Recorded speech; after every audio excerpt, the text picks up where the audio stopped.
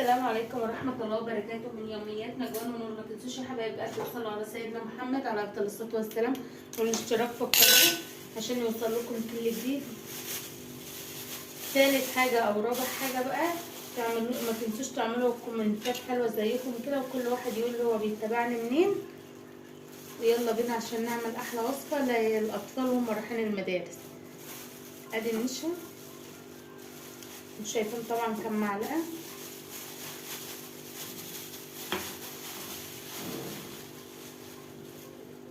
كده 3 معالق.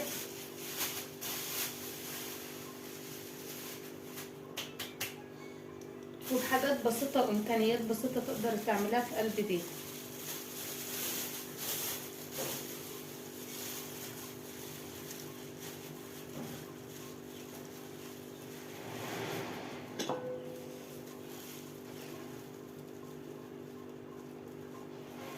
معلقة لبن بودر،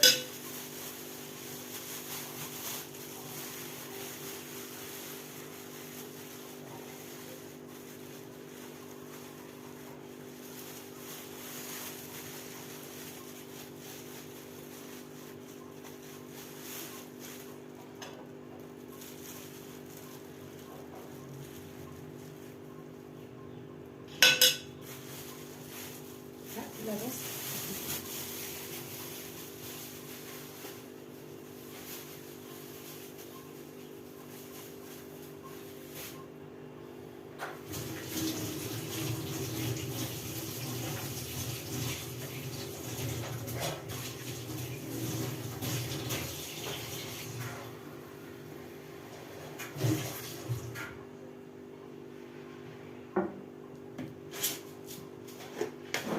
اللي انا حطيتها معلقة كريمة بيضة،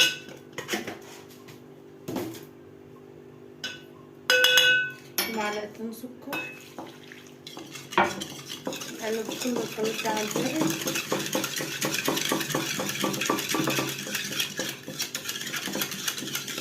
وبعد كده هحطهم على النار. شايفين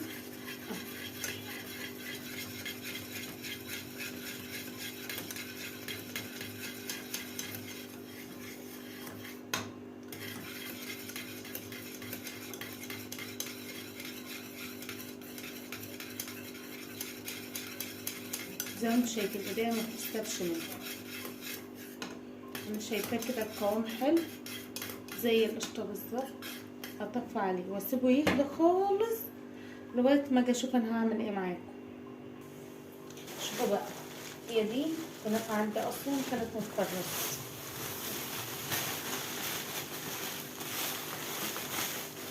كان حاجه ما تكون متفرزه اصلا ونعرف نستخدمها. افضل وارجع. عايزه اوريها لكم بياضها. لو قدامك الكنافه دي وبيضه جدا زي ما انتوا شايفينها، عايزه اجيب بس تليفون في نور. هي كده وضحت لكم اهي. شايفين البيضه اللي فيها؟ اقسم بالله زي الشمعة الابيض. هاتيها وانت مغمضه عينيك. بعد كده هنسيح السمنه وتاخدي اللي انت عايزه قده. اوريلك صينيه الكب كيك اللي ما يبقاش عارفها يعني. صينيه الكب كيك تمام. ولو ما عندكيش، وطبعا هتقولي ان انا ما عنديش، عليك تستخدمي الفنجان. هنسيح السمنه بتاعتنا وارجع لكم برضه.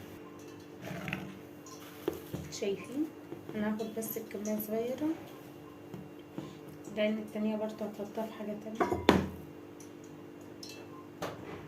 هحط عليها الزيت اللي هي السمنه يعني.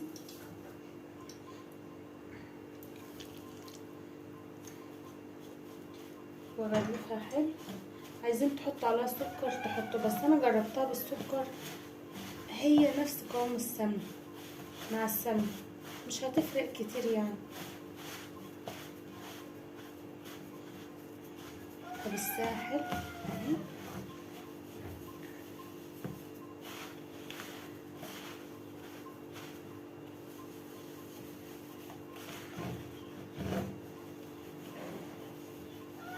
زي ما انتوا شايفين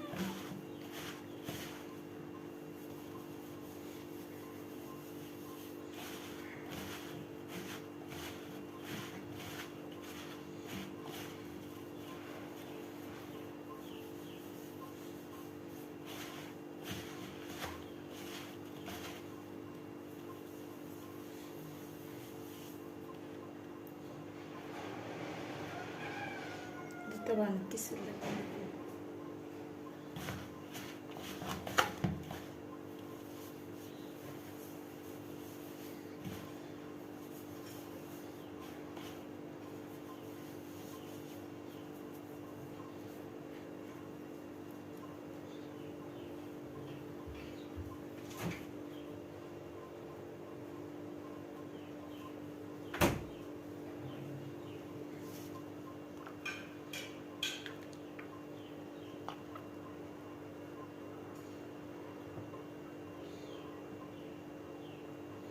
دي شربات.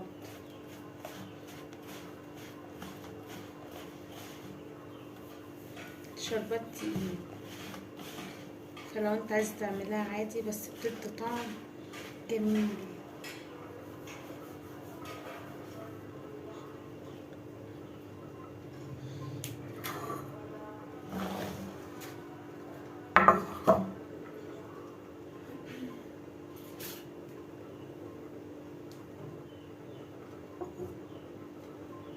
همسحها بس زمن وارجع.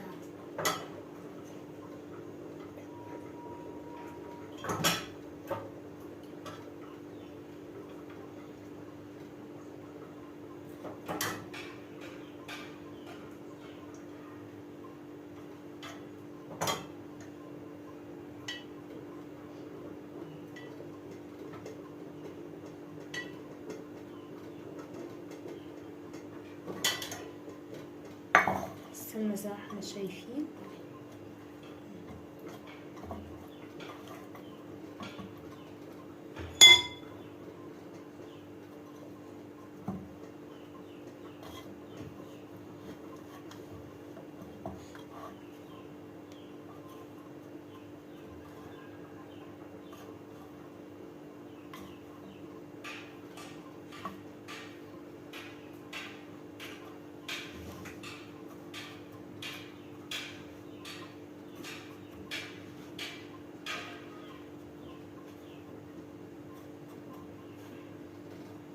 طريقة سهلة جدا وتقدر تحطها في اللانش بوكس لأطفالك وتقدمها لأي ضيف، عندك مناسبة، عندك أي حاجة تقدر تقدمها وانت واثقة منها.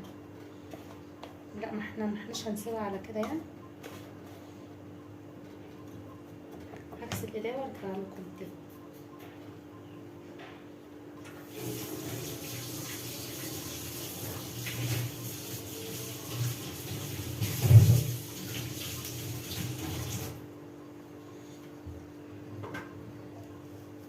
دي ايد الهوم، تمام.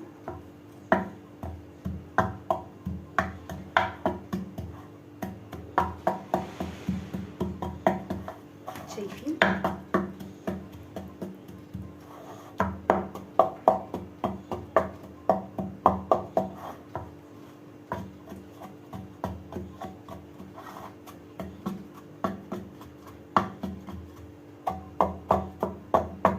وعليكي تحطها في علب الكب كيك اللي هي الورق، تمام، وتظبطها كأنك جايباها من بره. انا لو عندي هحطها، لو مش عندي عادي اقدمها عادي، مش شرط.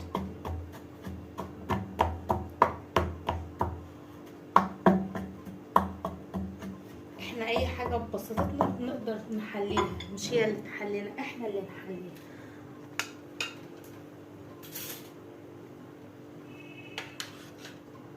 اهي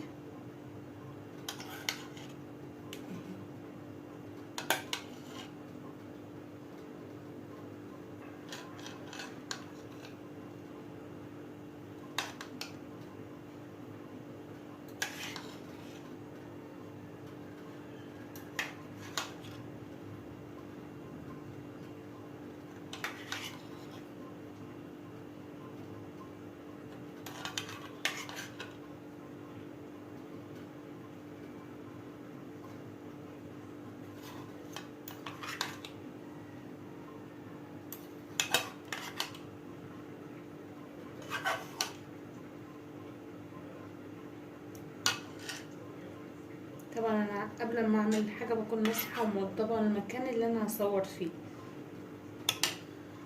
عشان لو في حاجة وقعت على الأرض تبقى واقعة على حاجة نضيفة، أقدر أستخدمها تاني مرميهاش.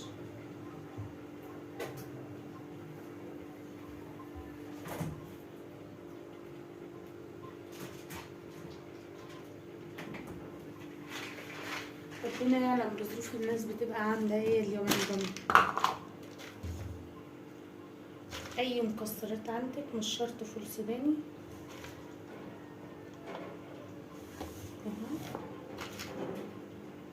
لو عندك فول سوداني من بتاع موسمك عليكي تقشروه وتحمصيه وانت قاعدة بتتفرجي على التلفزيون، عليكي كده تجيبيه وتقعدوا تقشريه انت وعيالك. طبعا انا واحدة من الناس، طبعا ماما هي اللي بتقعد تقشر وبقعد استنى بعد ما يتقشر، يعني هي تقشر وانا قاعدة باكل.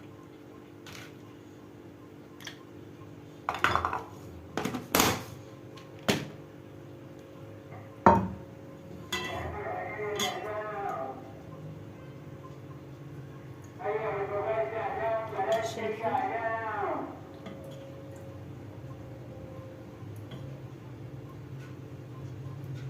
طبعا اللي احنا هنشتريها من بره مش هتكون معانا بالحلاوه دي. في واحده احنا ظلمناها ما حطيناهاش اصلا، نرجع نحط لها.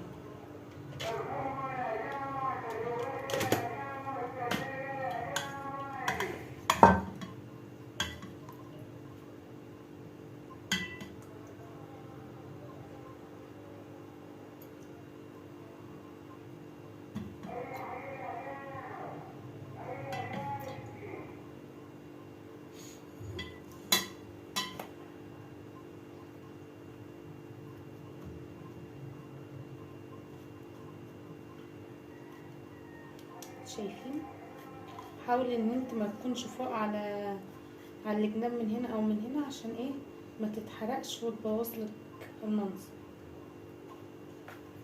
بلاش تستخدمي ايدك في الوقت ده، حطلك معلقه احسن.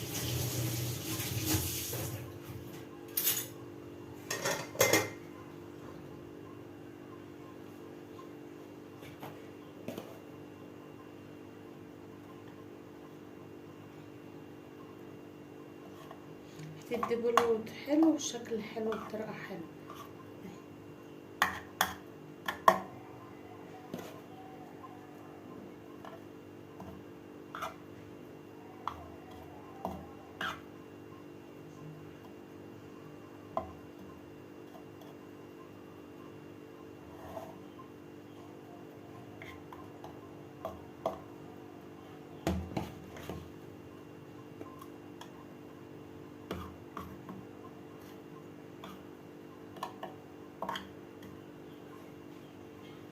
شايفين،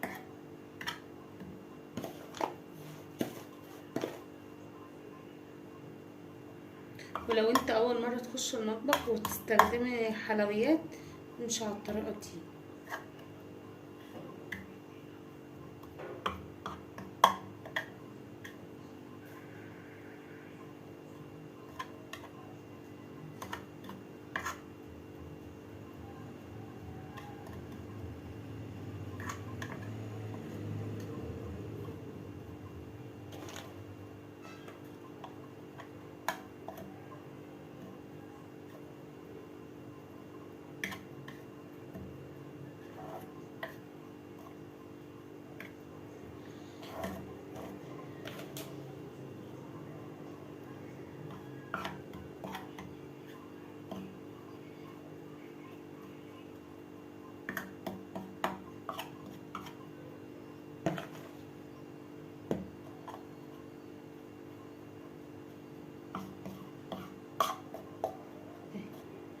لقيتي مثلا واحدة زايدة ومش هتعرف تظبط معاكي زي ما انت شفتي، دي مست المعلقة.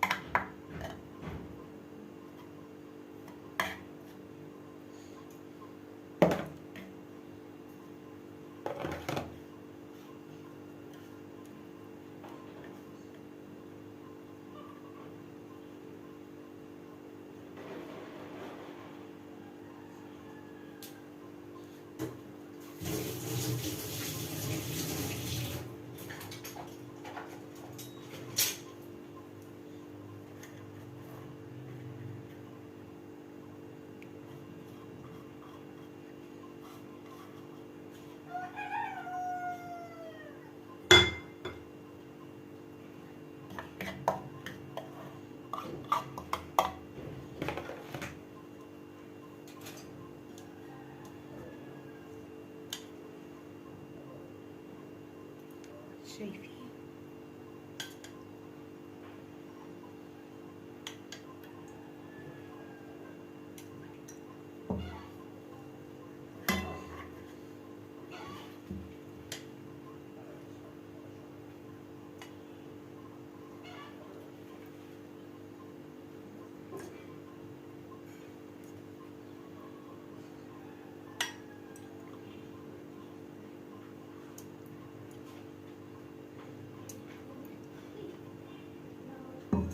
ولو جايلك ضيف اقسم بالله هتشرفك بجي جدا.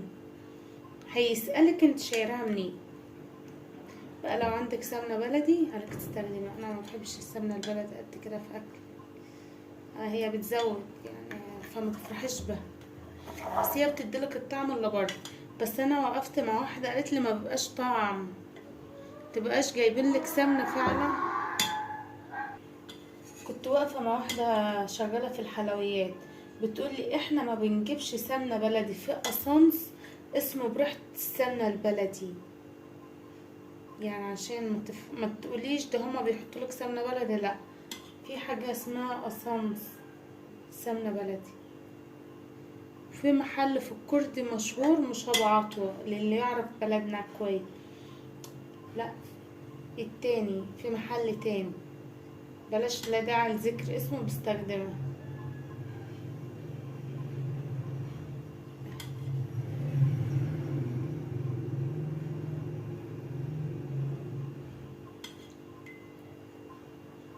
قالت لي احنا لو بنستخدم السمنة البلدي كنا زمانتنا فلسنا من زمان، بس احنا بنستخدم اسانس سمنة بلدي. احطها بقى في الفرن وارجع لكم تاني نعمل بمج للي ما عندهاش يعني ايه كب كيك. بص بقى انا جيت ابص على الكاسات ما لقيتش عندنا، فانا هستخدم ايه بتاعت الجيلي. اي فناجيل عندكم بقى عليك تستخدميها، انا الحق رميتهم لهم. ربنا يخلينا طبعا لمامتي، انا بكسرهم لها. كون جاي اعمل اي مكياج وعايزه اي حاجات من دي فبستخدمها، فعادي اتعودت. يعني انت تسأل على حاجه ما تلاقيهاش فاتأقلم. فلو حد زيي يكتب لي برضه في الكومنتات، ما تحسسونيش ان انا لوحدي يعني.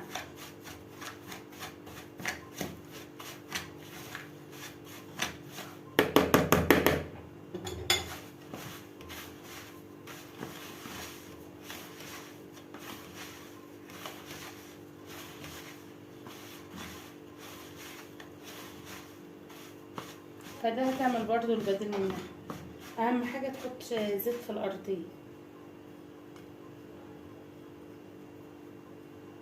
زي ما احنا عملنا الاولانيه.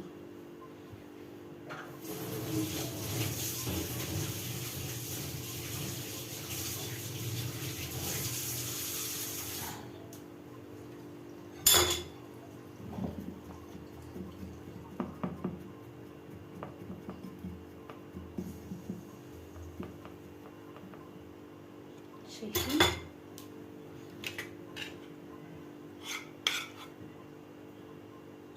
ده انا هستخدمها من غير احط لها فلفلين.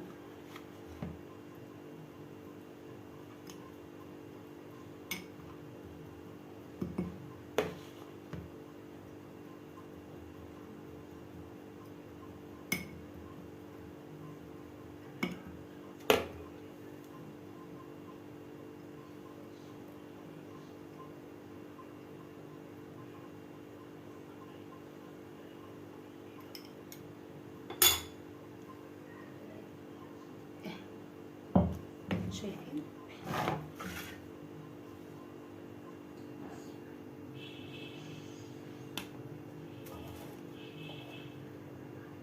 شايفه؟ لو انت خايفه منها يعني دي طريقه برضه.